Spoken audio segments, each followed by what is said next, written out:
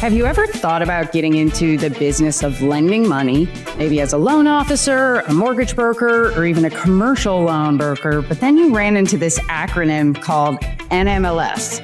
What is it? Like, who actually needs it? And what jobs in lending don't require an NMLS license?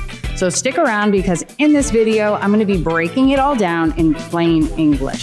What's up, guys? This is Megan. Welcome to my channel. This is the #1 channel for insights and training for professionals in the mortgage, real estate, title industry.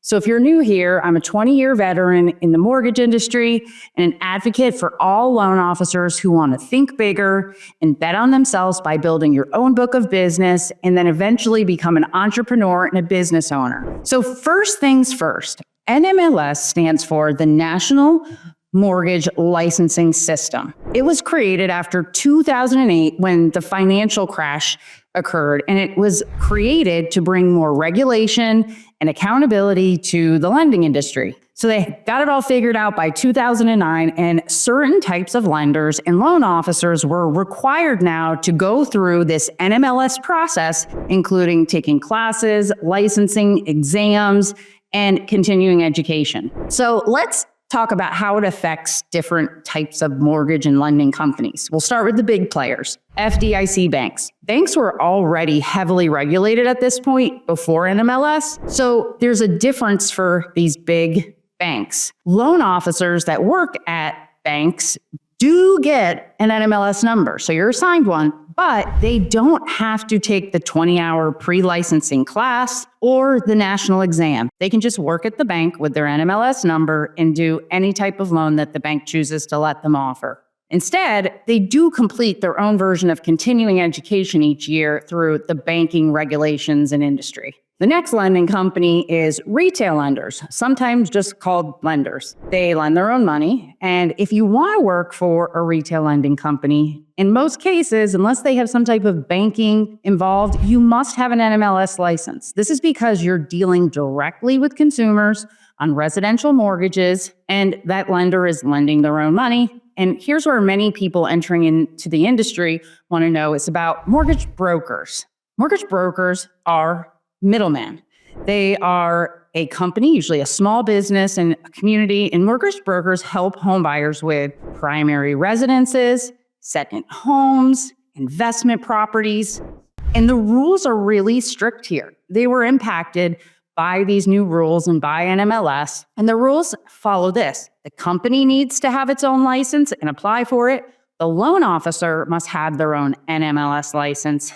And each branch location must be licensed too. This means you can't originate a loan in a state if you don't have a license in it. And to help clarify this further, when you first get your license, you typically pick a state, one state, and that's the state that you can close loans in once you take your class, pass your test, and go work for a company. In order to close loans in another state, your company has to apply for the company license in that state. You have to apply for a branch location in many cases. And then the loan officer must also get approval to do business in that state, sometimes through an extra little class. Phew, right? That's a lot of steps, right? Now let's move to the other side of lending, commercial and business loan brokers.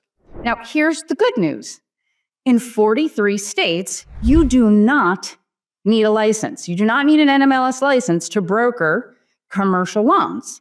I didn't know this the first 10 years that I was doing loans. I didn't do any of this stuff. But there are exceptions. If a state does require licensing, it usually mirrors the same requirements as mortgage brokers under NMLS. And here's a good rule of thumb. If you're looking at, does this property require it? If the property is zoned commercial, no license needed.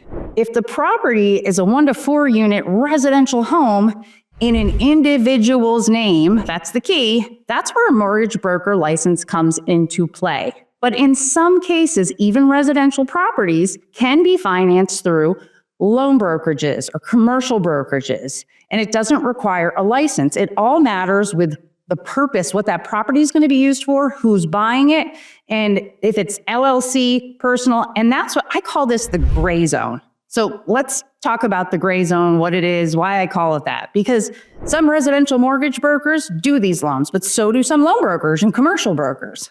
Some states blur the lines between commercial, residential lending with these 1 to 4 family homes. Now, let's use an example. California and Arizona. These are 2 of the states that are stricter and where licensing applies even in commercial and business lending. So if you're planning to work in multiple states, you'll need to check the specific regulations where you operate. And this is because there's consequences to not being licensed. And here's something that most people don't think to ask. What happens if you operate your company without a proper license? Which is hard to do because the mortgage lending company you're working with is going to ask for it. Well, states take this really seriously. And if you're caught doing business without the right licenses, you could face heavy fines that range from thousands even to hundreds of thousands, depending on how many loans you've done this with. You could get a cease and desist order to where you can no longer do any business, and you're going to have to immediately shut down your operations. And in some of the worst cases, criminal penalties if they know that you knew this and decided to do business anyway. And that could mean court cases, jail time, and the big ones, you could be barred from ever getting licensed in the future. So before you start, it's crucial to know whether you fall into the licensed or unlicensed category, because getting it wrong could cost you your business before you even get it off the ground. So if you're thinking that you need to get licensed, what's the cost and what's the timeline of getting your loan company licensed? And if you've realized this, you're probably wondering, oh my gosh, how much is this going to cost me? How much time is it going to take? And so I'm just going to break it quickly down for you. The licenses always start with a pre-licensing course. So you need to take the 20-hour NMLS course, which the cost does vary between $250 and $400.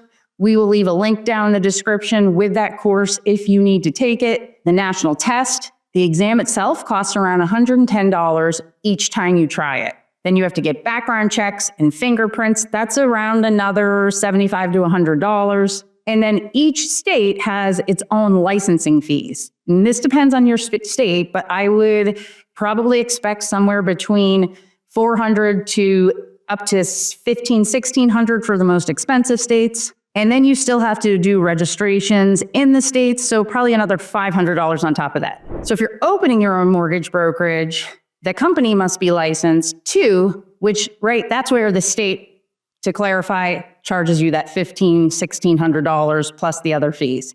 Now, as for the timeline, the 20-hour course usually takes a week or two, especially if you move quickly through it. Just do a more condensed version. Background checks and processing can take anywhere like around, those are pretty quick, a week or two, depending on your state.